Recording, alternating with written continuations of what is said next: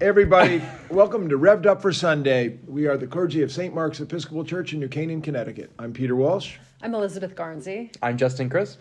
What we do once a week is we take a look at the readings for the Sunday that is coming up. And this one we have a doozer. We have Jesus laying out the law of love. And you know what? We almost never, ever hear it because it's so far late in Epiphany. Mm-hmm. So let's take a look and see what the Lord has to say. Woo-wee! It's a corker.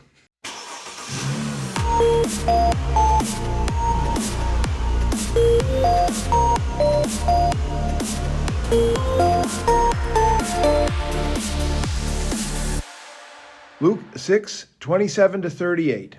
Jesus said, I say to you that listen, love your enemies, do good to those who hate you, bless those who curse you, pray for those who abuse you.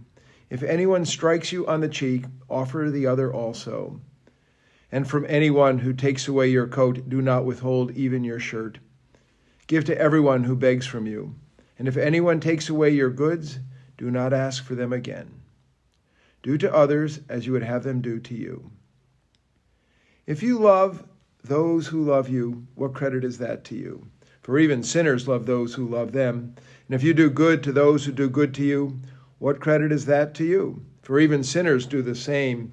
And if you lend to those whom you hope to receive, what credit is that to you? Even sinners lend to sinners to receive as much again. But love your enemies, do good and lend, expecting nothing in return. Your reward will be great, and you will be children of the Most High, for he is kind to the ungrateful and the wicked. Be merciful, just as your Father is merciful. Do not judge, and you will not be judged. Do not condemn, and you will not be condemned. Forgive, and you will be forgiven. Give, and it will be given to you. A good measure, pressed down, shaken together, running over, will be put in your lap. For the measure you give will be the measure you get back. The Gospel of the Lord. Wow. It's a good one. It is a good one. And it's true, we almost never hear it. We almost hear it. So the reason for those of you in TV land here is this. This season of Epiphany is based on the Easter date, and Easter is late this year, so the season of Epiphany is longer. Only every 3 years do we come through the Lucan passage of this Sermon on the Plain. This is the seventh Sunday of Epiphany, and we hardly ever get to the seventh Sunday of Epiphany. So this question of love your enemies, which is in Matthew in particular, particularly strong in Matthew, we hardly ever get Luke's understanding of pulling it out and what does it all mean. So this is a very important passage and a very difficult passage, but we hardly ever hear it. So it's good to wrestle with it, contend with it.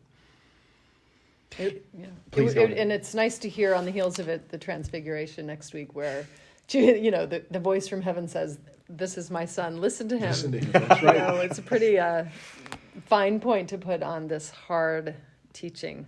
Yeah. I was just going to say, this is the one that the 8th graders, when I read it with them in confirmation class, they always go, who would live that way? Who would tell anybody to live that way? Mm-hmm. Because, they approach the text and they take Jesus at his word, right. Which I find really refreshing, because I often take Jesus at kind of his word. Because, I think that the more time that you spend with these texts, the more interpretations you lay upon them, and they kind of lose the knife's edge of them. And so the confirmands, these 8th graders, are hearing the story for, you could say, like, it's within the first 25 times probably that they've heard it. If they've grown up in Sunday school, they might have heard it a couple of times in church. For some of them, it may be like the 5th time, the 3rd time, or even the 1st time that they've really heard this stuff in this way. And they're like, love my enemies, do good to people who hate me, bless people who curse me, pray for people who abuse me, turn the other cheek. The one that really gets them is if anybody takes away your coat, don't withhold your shirt. Mm-hmm. If anybody steals from you, if anybody takes away your goods, don't ask from them again. They're like, am I not supposed to call the police? It's a radical way of being in the world that Jesus is describing. Mm-hmm. And the kids hear it as just as radical as I think it actually is. Right. They get it. I mean, we have the golden rule, which is, it looks so good in needlepoint and on a bumper sticker, but Jesus is really spelling out what it means. Do to others as you would have them do to you. But we don't really go as far as to break it down the way Jesus does here. And it's incredibly hard.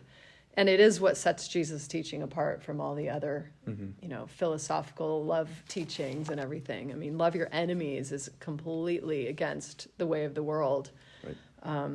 Which turns on retributive justice and violence and eye for an eye and all that, and just punishment. So it offers a way out of that whole cycle. Back to my favorite Girardian teaching is like Jesus breaks the cycle of violence and offers us a way to do the same. But this is what it looks like. And that is why it's so hard.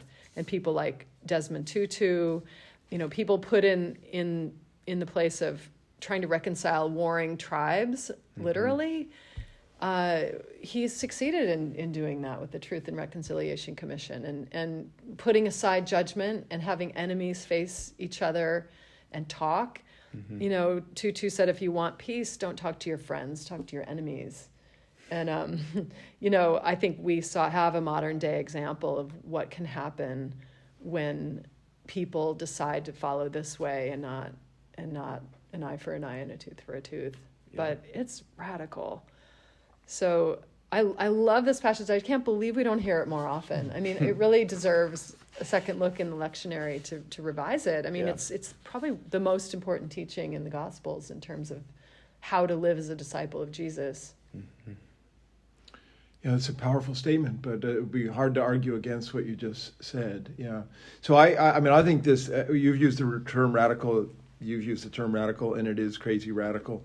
And I think it's so radical that it's no offense, it's not actually about the golden rule, right? So the golden rule. So you've named it. So the first law is reciprocity, right? Mm-hmm. You punch me, okay, I punch you, you got punch me, right? That's what you call reciprocity. Oh, actually, right? Here, punch me on the other arm. Yeah, exactly.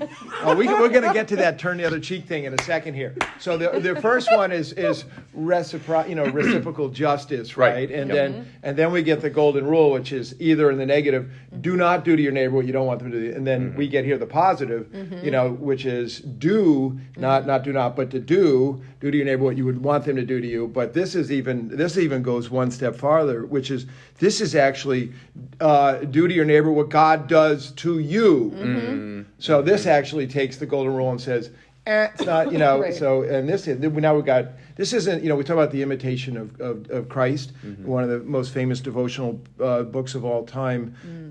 This is the imitation of God, right? And so, and we're told by Luke that the number one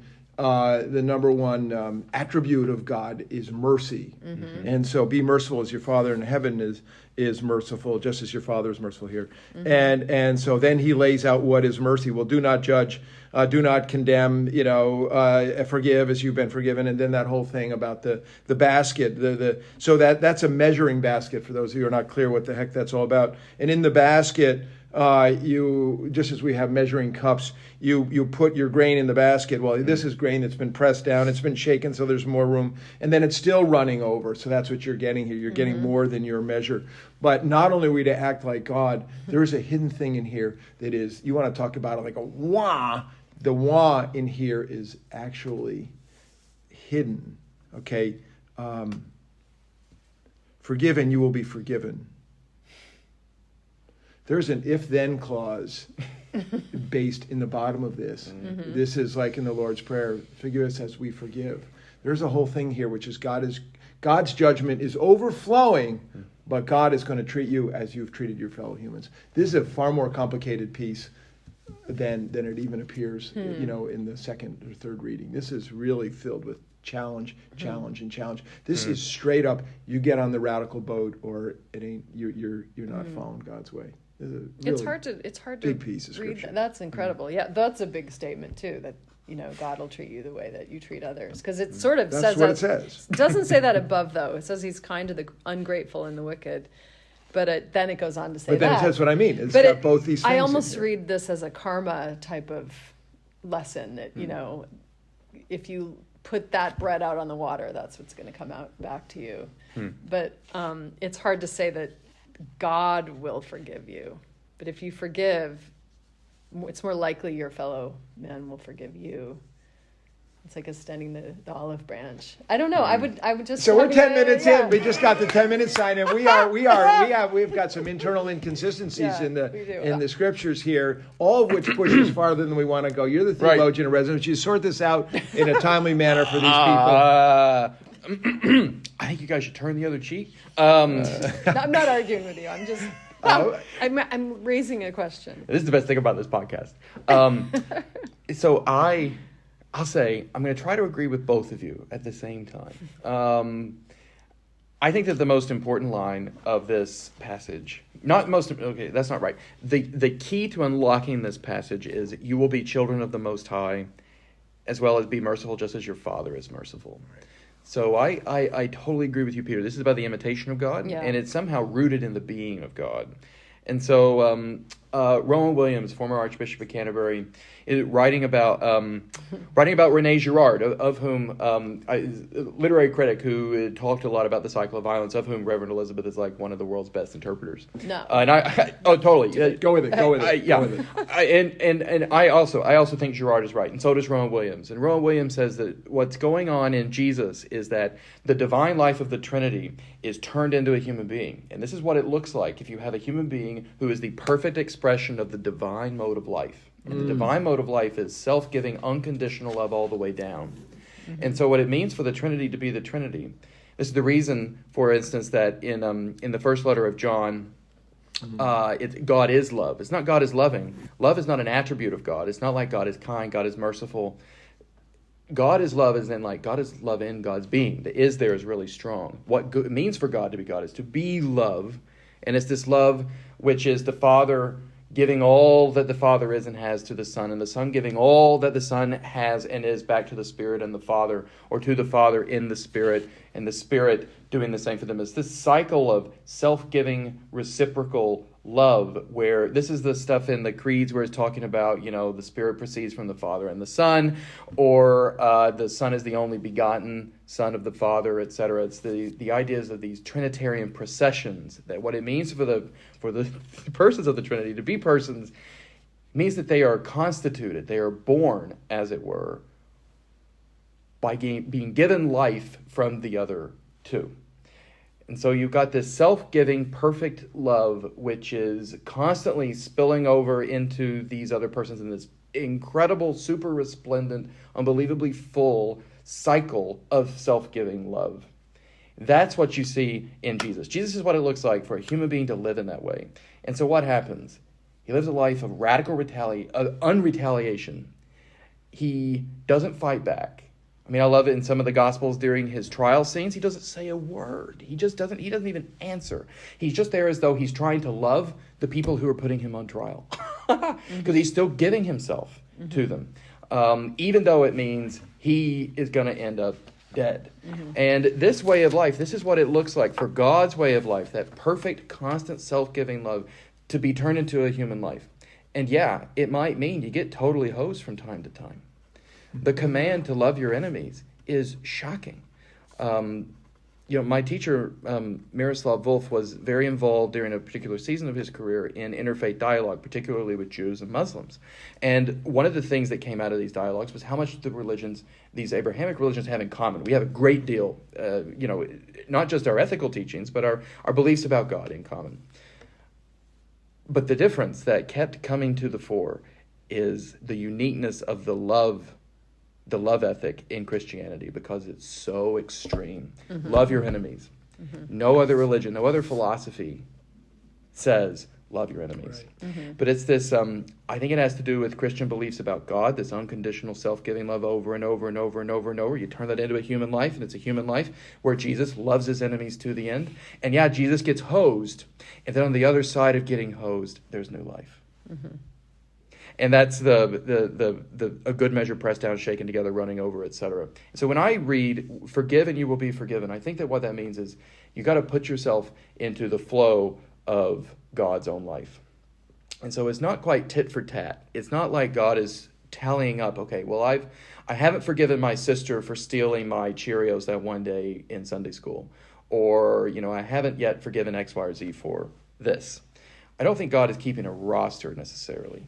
I think that it's more that when we forgive as God forgives, when we're merciful as God is merciful, we put ourselves in the flow of the Spirit. We align ourselves with the life of God.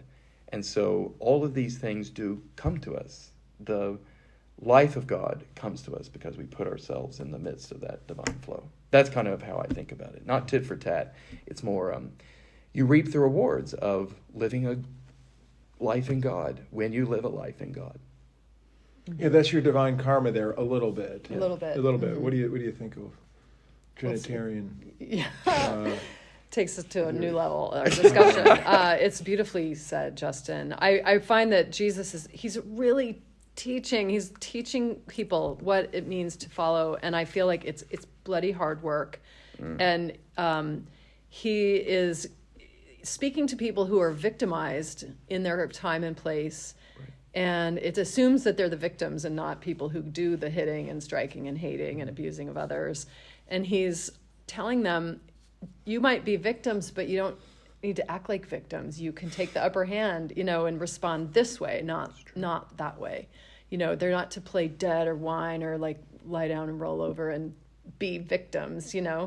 They can respond with this upper hand of proactive love, forgiveness, non-judging, reaching out in reconciliation. That's the brave, powerful place to be. And, it reminds me of that story that goes around about the monk whose village is being taken over by German soldiers, and, someone has a gun to his head while he's praying, and the man says, "Get up, don't you know I have the power to shoot you?" And the monk sits there, meditating, "Don't you know I have the power to let you?" And the soldier walks away.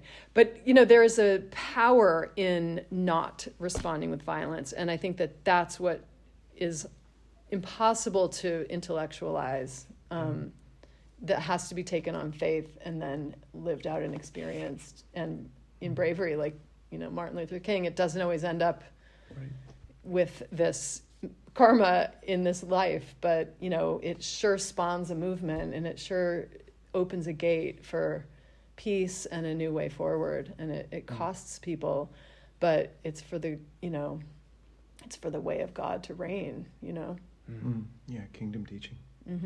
Yeah, it's beautiful and touching and deep touching stories.